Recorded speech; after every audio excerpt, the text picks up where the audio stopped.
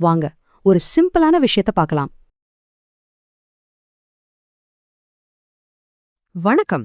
நீங்க என்னைக்காவது stock market சார்ட்ட பார்த்திருக்கீங்களா? பார்க்க ஒரு பரமபதம் விளையாட்டு மாதிரியே இருக்கும்.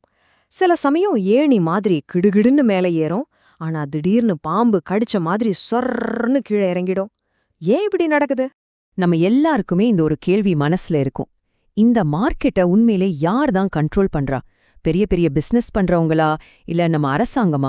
அப்போ யார் தான் இதுக்கு பின்னாடி இருக்கா? ஆனா பதில் என்னன்னு கேட்டீங்கன்னா அது உங்களை கண்டிப்பா ஆச்சரியப்படும். நீங்க நினைக்கிற மாதிரி யாருமே இல்ல. உண்மை என்ன தெரியுமா? இந்த பங்குச்சந்தையோட ஏற்ற இறக்கத்துக்கு முக்கியமான காரணம் நீங்களும் நானும் தான்.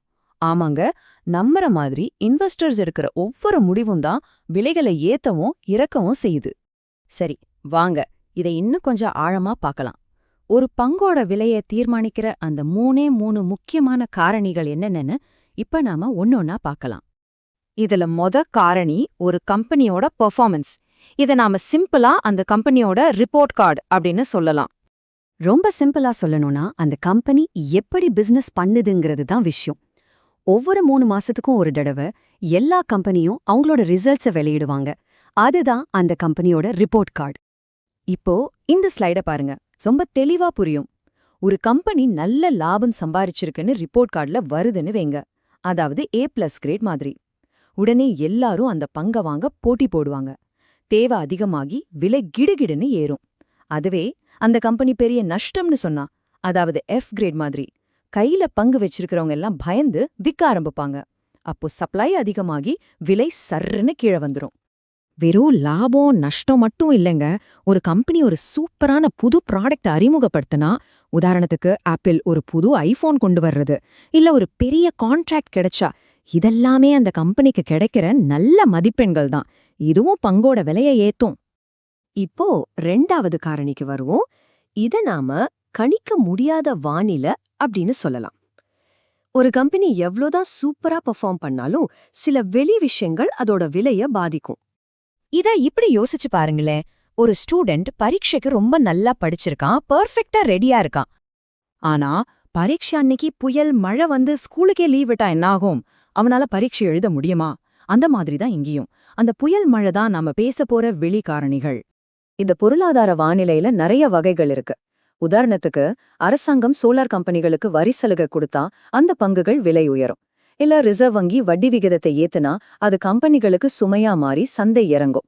எங்கேயோ நடக்கிற போர் கூட கச்சா எண்ணெய் விலையை உயர்த்தி நம்ம சந்தையும் பாதிக்கும். இப்போ நாம பார்க்க போறது 3வது காரணி. இதுதான் இருக்கிறதுலயே ரொம்பவும் முக்கியமான, அதே சமயம் ஆபத்தான ஒரு காரணி. அதுதான் மக்களோட மனநிலை, அதாவது மார்க்கெட் சென்டிமெண்ட். இது ஏன் ரொம்ப ஆபத்தானதுன்னா, இதுக்கு பின்னாடி பெரும்பாலும் எந்த ஒரு லாஜிக்கும் இருக்காது. மக்கள் ஒரு ஆட்டு மந்தைய போல ஒருத்தர் செய்யறதே மத்தவங்களும் யோசிக்காம செய்வாங்க. இந்த மனநிலைய 2 சக்தி வாய்ந்த உணர்ச்சிகள் தான் இயக்குது. ஒன்னு பயம். உங்களுக்கு நினைவிருக்கா? கொரோனா வந்த புதுசுல ஐயோ உலகம் அழிய போகுதுன்னு ஒரு பயம் வந்துச்சு. அதனால நல்ல நல்ல கம்பெனிகளோட பங்குகள் கூட பாதாளத்துக்கு போச்சு. இன்னொன்னு பேராசை. மச்சி, இந்த ஸ்டாக் கண்டிப்பா டபுள் ஆகும்னு ஒரு வதந்தி வந்தா போதும், அது உண்மையா பொய்யான்னு கூட யோசிக்காம எல்லாரும் அதை வாங்க ஓடுவாங்க.